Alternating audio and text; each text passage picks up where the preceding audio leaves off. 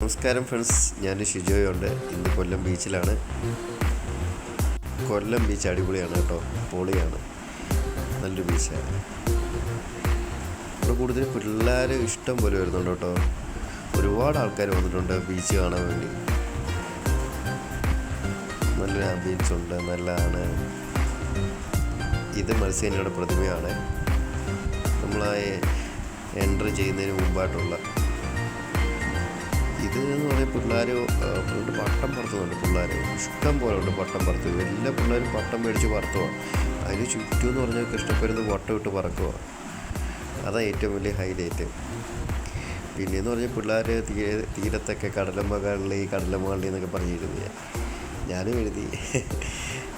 അപ്പം ഞാൻ എഴുതി വായിച്ചുകൊണ്ടിരിക്കുക. അയ്യവ,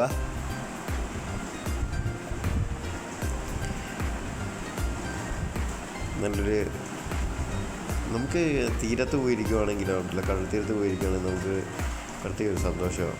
കാരണം എന്താണെന്ന് വെച്ചാൽ നമുക്ക് എന്ത് പ്രശ്നം ഉണ്ടെങ്കിലും എന്ത് വിഷമം ഉണ്ടെങ്കിലും അവിടെ പോയിരിക്കുമ്പോൾ ഒരു മനസ്സമാനം കിട്ടും.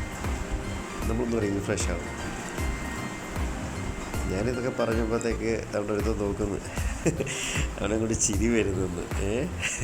ചിരിക്കടാ, നീ കൊണ്ട് ചിരിക്കാൻ. ആരെ ഇറക്കിയില്ല. കാരണം എന്താണെന്ന് അറിയത്തില്ല, ആരെ ഇറക്കിയില്ല. വലിയ തിരയില്ല. ഇവിടെ ആ കുക്കിനെ കണ്ടോ? കുക്കാണെങ്കിൽ ഇര പിടിക്കാൻ വേണ്ടി വന്ന് മീൻ പിടിക്കാൻ വേണ്ടി. മറ്റേ മാന്തൽ കൂട്ടത്തെ മീനൊക്കെ കിട്ടും. കാരണം ഈ തീരത്തെ അതിങ്ങനെ നോക്കുക. കുറച്ച് നേരം കൊണ്ട് അത് ട്രൈ ചെയ്യുന്നുണ്ട്, പക്ഷെ അതിനൊന്നും കിട്ടില്ല. വെള്ളം കണ്ട് കാടുവെള്ളം പോലിരിക്കുന്നു ഇല്ലേ. നമുക്കൊരു ഒരു ഒരു അതിനെന്തോ കിട്ടി കേട്ടോ. അത് പിടിച്ചു. ഞങ്ങൾ പിന്നെ പെതുക്കെയൊക്കെ തീരത്തോട് ഇങ്ങനെ നടക്കാമെന്ന് വിചാരിച്ച് ഇങ്ങനെ ഇരിക്കുകയാണ്. പെതുക്കെ നടക്കാൻ ഇങ്ങനെ പോയപ്പോഴത്തേക്ക്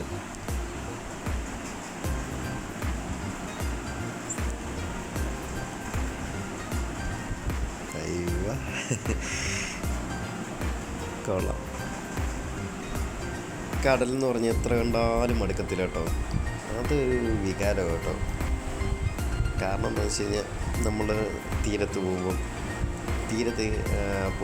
തീരത്തൂടെ നടക്കുന്നത്, ആ തീരത്തൂടെ നടക്കുന്നതെന്ന് പറഞ്ഞൊരു പ്രത്യേകത. പിന്നെ നമ്മളവിടെ പോയി ഇരിക്കുന്നത്, കിടക്കുന്നത്, മുകളോട്ട് നോക്കി ഈ കടൽക്കാറ്റൊക്കെ അടിച്ചൊരു കിടപ്പുണ്ട്. എൻ്റെ മോനെ അടിപൊളിയാണ്. പക്ഷേ അതൊക്കെയെന്ന് പറഞ്ഞു കഴിഞ്ഞാൽ ഒരു പൊളി വൈബാണ്.